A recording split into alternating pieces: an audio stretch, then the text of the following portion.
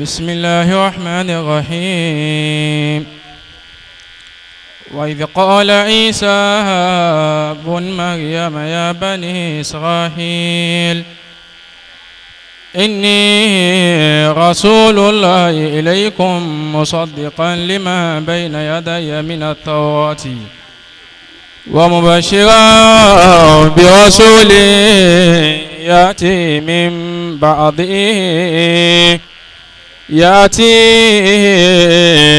بعد اسمه أحمد. فلما جاءهم بالبينات قالوا هذا سحر مبين. ẹjẹ́ sọ pé sallallahu alayhi wa sallam. sallallahu alayhi wa sallam. kíni yẹ o kílẹ̀ tó ẹ sọ bẹ́ẹ̀ lẹ́ẹ̀kan sí. sallallahu alayhi wa sallam. ṣe ló dàbí pé àwọn tí wọ́n ń wò wá yìí èyí tá à ń ṣe ò tiẹ̀ kàn wọ́n.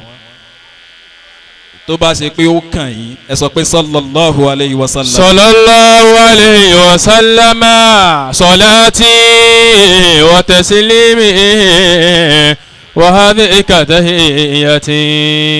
torí pé àwọn ẹni tí ń bá sọ̀rọ̀ níbi tó bá lọ ni pé wà ń ṣe tàlùkùbúlà làháyà kínan. wala sawmu yasihu wala salatu liman taka salata ala Muhammad liman taka salata ala Muhammad. وإن شئت القبول لها يكينا فختتم بصلاة على محمد فختتم بصلاة على محمد. sẹ́rí bẹ́ẹ̀ bá ṣe sallallahu alayhi wa sallam. sallallahu alayhi wa sallam. yóò dùn mí gan. وإن شئت القبول لها يقينا sallallahu alayhi wa sallam. فختتم بالصلاة على محمد. afa àti nkọrin ni ẹ̀yin ní báwí o. فختتم بالصلاة على محمد وإن شئت القبول لها يقينا. mọ̀ pé ẹni tí ó rẹ̀ bùn balẹ̀ ni tó máa sàlátù ṣe dáadáa. وإن شئت القبول لها يقينا. kò sẹ́ni tó ṣúọ̀ fún jù bí ẹni tí ń sàsàlátù fún Muhammad. وإن شئت القبول لها يقينا. a ní ẹ̀yin bá nẹ́bí dáadáa. وإن شئت القبول لها يقينا. ẹ̀yin elétò ẹ máa wojú àwọn tí ń sàsàlátù. وإن شئت القبول لها يقينا. ẹ̀yin bá nẹ́bí. وإن شئت القبول لا يكينا فختتم بصلاة على محمد فختتم بصلاة على محمد.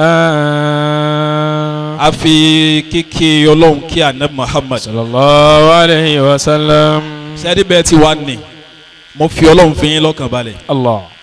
èyí tó kéré jù nínú oore tẹ́ ẹ rí nínú àwẹ̀ yìí òun lẹ wá gbà lónìí. insha Allah. ẹ sàmí. amiinu.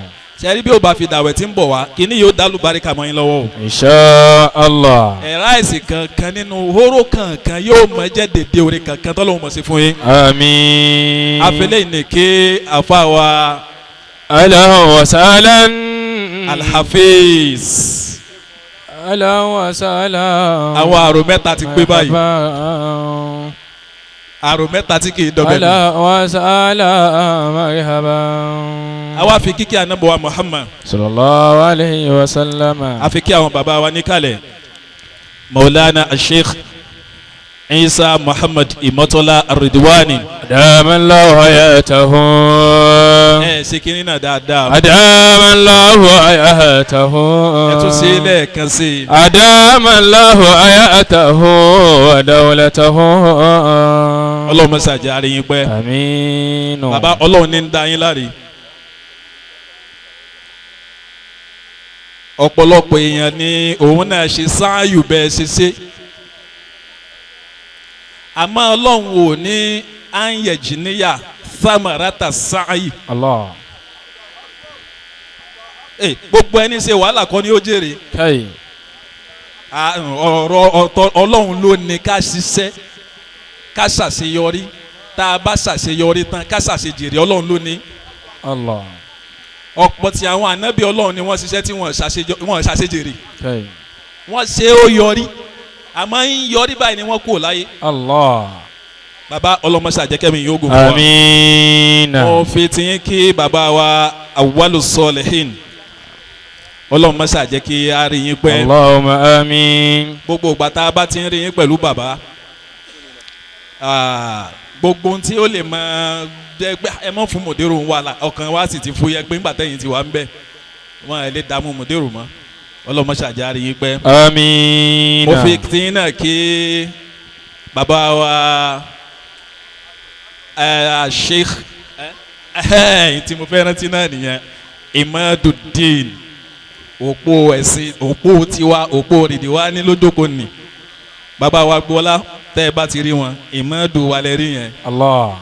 tọ èmi ò ní ẹ bèlè wọn ẹ máa bá ń fún ẹ ìmáàmù ni wọn ìmáàmù máa gbà ní o ọlọ́mọ ṣàjárí pé bàbá wa Fadilatul Ustaz Sheikh Shamsuddin àwọn tí ọlọ́run ní kí wọ́n ti máa wà pẹ̀lú bàbá láti ayé gbọ́n ni ọlọ́run mọ́ṣáájárí yín pẹ́. Amiina. mo fi yín kí bàbá wa láti mọ́folúkú àti àfa wa mo wá kí bàbá wa Agboola.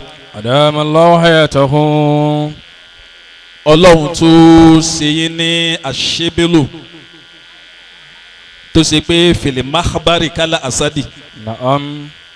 bẹ́ẹ̀ ayakumula Fawqa anakumula asali. tó ó tọ́ ni torí pé nínú sẹ̀mí kìnìún á dàgbà tó yóò dé stage kan yóò dọ̀lẹ́ yóò di pa àwọn ọmọ tó bí àtàwọn tí wọ́n bí lójú ẹ̀ wọ́n ó mọ̀ nà án mọ́lé kìnìún á mọ̀ bẹ́ẹ̀ bá ka nípa kìnìún dáadáa mọ̀ ṣẹlẹ̀ bẹ́ẹ̀ bàbá wa ní àṣìbùlù fìlì màkàbárì fáwọkọ̀là àsádè gbígbàdúrà àtàwọn tí wọ́n bí yín ni ọlọ́run ò ní gba gbígbàdúrà náà jẹ́. Amiina. àwọn bàbá wa tí ọlọ́run ní ẹ ti ara wọn jáde ọlọ́run mẹ́ṣà jẹ́ ká rí wọn pẹ́. Amiina. istijaba tí ọlọ́run ṣe fún bàbá torí bàbá ní lóǹkà ọmọ kéwú àdídù ni wọ́n lóǹkà tá a bá ní gbọ́mọ kéwú ṣe pọ̀ tó ṣàlùbáríkà ń bẹ lára wọn àwọn tí wọ́n lálùbáríkà ń bẹ òjá àti ẹ̀mọ́ bóyá àwọn kan ò ní gbogbo wọn náà láàárín pé wọ́n ní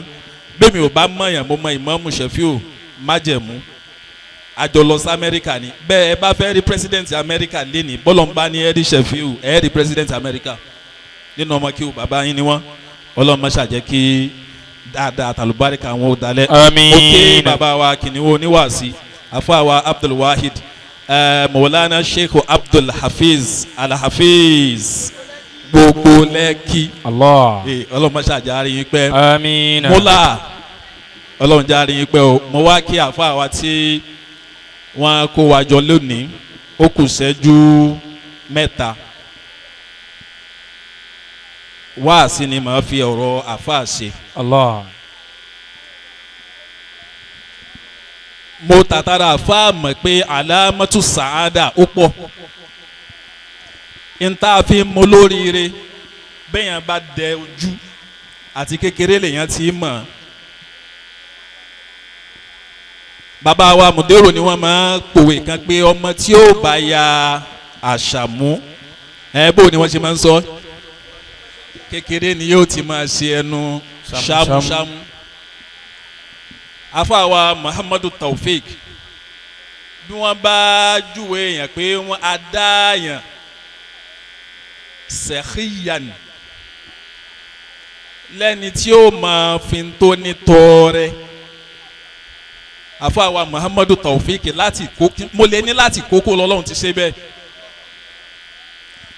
àwọn àfọ onímọ̀ wa pín ọrẹ títa wọ́n ní ọ̀tọ̀ ní ti ń jẹ́ asakau ọ̀tọ̀ ní ti ń jẹ́ alikaramu ọ̀tọ̀ ní ti ń jẹ́ alijudu àmọ́ mẹ́tẹ̀ẹ̀ta a máa lò ó fúnra wọn àmọ́ lọ́dọ̀ àwọn onímọ̀ wọn àsìkò kan náà wọ́n lẹ́ni tí a lè pè ní sọ́híbù sàkáì àbí tá a pè ní sẹ̀kíyù òun lẹ́ni tó ní nínú tó wá nìyẹn ó ná ọ̀pọ̀lọpọ̀ ń bẹ̀ ó wá ṣẹ́kù díẹ̀ kalẹ̀ fún rẹ pé èmi náà ná díẹ̀ yìí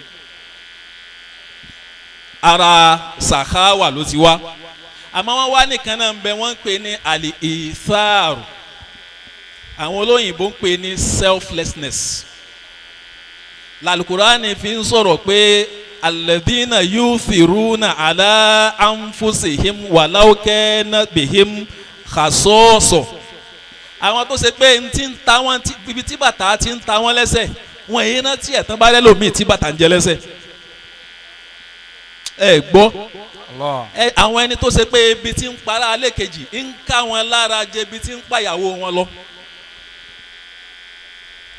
mo wá títí pé mo la fẹ́ fi àfáà Taofiki sí ṣé nù kẹrímù ni ṣé sọ́híbùl júùdì ni ṣé sẹ̀kíyù ni àbí mùsírù wàláì bẹ́ẹ̀ bá wá wo mẹ́rẹ̀ẹ̀rin bẹ́ẹ̀ bá ṣe bá àfáà Taofiki lò tó lẹ́ẹ̀ ṣe mọ̀ pé mẹ́rẹ̀ẹ̀rin pé sí lára. إن جاءني سائل فقلت مرحبا mi ò gbọ́. وأفضل أيام الفتى حين يسهل.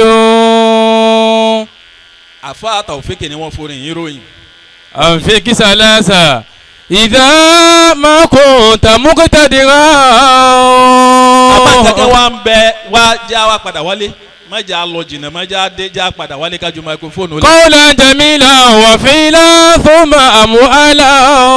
nǹkan mẹ́tẹ̀ẹ̀ta ìlọlọ́run fún àfáà Taofiki anfiki salasan. إذا ما كنت مقتدرا. when you have the ability the capability the strength the wherewithal. قولا جميلا. wọ́n ní mẹ́ta ni kò ná. قولا جميلا. àkọ́kọ́ nu tí wọ́n ní o ná ni pé máa jẹ́ kọ́rọ̀ tó dá jáde lẹ́nu ẹ̀. قولا جميلا. àwọn èèyàn á ní olówó òtún lájú قولا جميلا. wàá dáyé ṣe ni o. قولا جميلا. èmi ò wá lẹ́nìkan tó dáyé òtún wá lọ́rọ̀ tó dá lẹ́nu. قولا جميلا وفعلا. béèyàn ò bá wá lọ́rọ̀ tó dá kó níwà tó dá tó bá rẹ́ni tó kù díẹ̀ káàtó fún you can be of help ó lè ràn lọ́wọ́ mọ́dàlájà nìkan jẹ. قولا جميلا وفعلا ثم أموالا.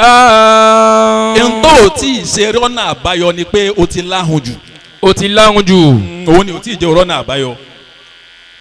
ṣọlá 100 naira tó wọlé sọ́wọ́ ẹ̀ yẹn tẹ́sítì lọ́lọ́run fi ṣe fún ẹ. Allah. bó o bá lè rojú tó o ná 20 naira àbí 30 naira ní 100 naira owó ẹ o paasi. لن تنالوا البر حتى تنفقوا مما تحبون. ọ̀rọ̀ tí ń sọ yìí tèmi kọ́ tọ́ ọlọ́run ni o. Allah. ọlọ́run ní lan tanalul birra. حتى تنفقوا مما تحبون. sódàdúrà tó ń ṣe fọmọ tó fẹ́ kọ́ ọmọ tiẹ̀ náà dàbí àfáà Taofiki yìí. ìdí tí o tí ì ṣe gbà ni pé o ò tí ì ná nínú díẹ̀ tó wà lọ́wọ́ ẹ̀. Allah. ọjọ́ tó o bá gba ráìsì agolo 10 tó o gbé délé tó o dá nìkan jẹ́ o fẹ́ẹ̀lì. Allah. ẹ gbọ́ bí ráìsì agolo 10 ṣe kéré tó ní tó o bá gbé délé o mọ̀ pé ara ẹni tí ń bẹ ìyàrá kejì ẹ ò gbọ́ kò sì mọ̀ nípa bí tó o ti lọ gba ráìsì agolo 10 bó o bá lè yọ agolo 2 àbí 3 fún nú ẹ o fẹ́ẹ̀lì o. ó ti fẹ́ẹ̀lì. àdúrà tó wájú tó ń ṣe lóru ọlọ́run ọmọ mi Ismaila mọ́ṣáájú sóríire ọmọ mi Taofiki ọlọ́run jẹ́ sóríire ọmọ mi Ahmadu ọlọ́run jẹ́ sóríire tí ò tí ì ṣe gbà ní pé ò tí ì ṣe sàrà. حتى تنفقوا مما تحبون. anabi wa ni sàrà tó dáa jù. Allah. yóò bá anabi. sallallahu alayhi wa sallama. sàrà tó tètè yára mú àdúrà gbàjù léyìí tó ṣe nígbà tẹ́rù ń bá ẹ pé tí n bá lọ ná ilé yìí kí la jẹ lálẹ́. káyì. ẹ gbọ́. tí bá ná ilé yìí kí la jẹ lálẹ́. 1000 tó kù lọ́wọ́ mi yìí tí n bá tún ní mo fún mọ́sálásí ní 500 ń bẹ̀ yẹn náà ni ò tí ì jẹ́ ká dùn àìgbà. Allah. ẹ jẹ́ kélé yìí ó tó ń wá sí èyí tó yẹ kémi ó ṣe lé ní bí ìbáṣepá fata òfin kì í yarí ni gbogbo àwọn àfáà wa yìí èmi ló yẹ kí n gbà wọ́n lálejò. Allah. kí n máa marhaba wọn ni àmọ́ fata òfin kì í ṣàyàrí pé àfi kémi náà ó sọ ọ̀rọ̀ ṣẹ́jú mélòó ẹ jẹ́ kí gbogbo wa níwọ̀nba tó wà lọ́wọ́ wa ẹ jẹ́ ká wà náà nambẹ subahana rabbika. rabbil izzati amma yasifun wa salamun ala al-mursalin walhamdulillahi rabbil alamin. ẹ jẹ́ kí mo sì gbé Allahu akbar àwọn èèyàn kí gbèsè ọlọ́run dáadáa àwọn èèyàn kí gbèsè ọlọ́run dáadáa akí bàbá wa alikẹ́lífà bàbá wa asheik ahmad imatola ridwani ẹ̀já wíbẹ̀ lẹ́ẹ̀kan sí kó kí dáadáa. dama Allahu ayatahum bigida wal afiya. ọlọ́mọṣà bá wa kí yín. àmín. àlùbáríkà ànábì wa Muhammad níwájú ọlọ́run nínú ọpẹ́ tí ànábì wa Dáúdà dú lórí ànábì Sulaiman. alayhi salatu wassalam. bí ọlọ́run o ṣé lójú ayé mi náà lọ́mọ mi ti ń dára báyìí èmi náà ló ń dunnú báyìí látàwọn tẹ́ ń sọ̀rọ̀ ni mò ń wá ká bàbá mi Mọ́tọ́lá. Allah. bàbá wọn lọ́wọ́ ń bọ̀ wọn ṣe alhamdulillah. alhamdulillah. àwọn kan ń dúpẹ́ gbà wọn dúpẹ́ fọlọ́. Allah. ọmọ mi ojú ayé bàbá tó ti ń bojú ayé bàbá jẹ́. alhamdulillah. ọmọ tó bá ti ń bojú ojú bàbá jẹ́ lójú ayé ẹ̀ ẹ̀yìn rẹ̀ náà yóò bẹ̀ ẹ̀yìn ẹ̀ jẹ́. bàbá àgbà bàbá alikẹ́lífà ọba tí yóò ṣe yín lọ́mọ dùnú kò ní padà fàbú kàn yín láéláé. àmín. àlùbáríkà ànábì wa Muhammad wájú ọlọ́run ọlọ́run tó ṣe yín ní àrídùnnú fún gbogbo ìran máàdù yẹnyẹn ọlọ́run ní ṣe yín lárí ìbànújẹ́ fún wa. àmín ya Allah. àlùbáríkà ànábì wa Muhammad wájú sallallahu ọlọ́run alayhi wa sallam. ọlọ́run àwọn yóò bá máa parí ọ̀rọ̀ wọ́n níbi ibi ọ̀rọ̀ yẹn máa ti ń là bákan náà ibi ọ̀rọ̀ yẹn máa ti gbà kó lórí gbogbo tí ẹ ti máa sọ àwọn tí wọ́n máa ń múni lóhùn ọlọ́run níjọ mú yín lóhùn àmín ya Allah. bí tẹ́ ẹ ti máa sọ tó ní kí ló tún kù ńlẹ̀ ṣe ti lọ Mọ́kà ṣe ti lọ London ibẹ̀ lọ́wọ́ ti máa fún yín sọ àmín ya Allah. bisimilahi ilafi bisimilahi rahmani rahim ilafi koreshin ilafi imorila shita iwasoi faliyabudu wa ba'azal bait alẹ́tí àti ẹ̀mọ́ mi juyin wà á mọ̀ náà mi ní nǹkan o ẹ ṣe àmín. àmín. ayakumula alibarika yẹn náà là ń jẹ kiri gbogbo nàkúmọ̀lẹ̀ kẹrin dọ́bù lélẹ́yìí o orí tó kí kó ṣe àmín náà dáadáa ibi tó tún kù sí ibi tó kù sí nọ́mbà láti kí ni.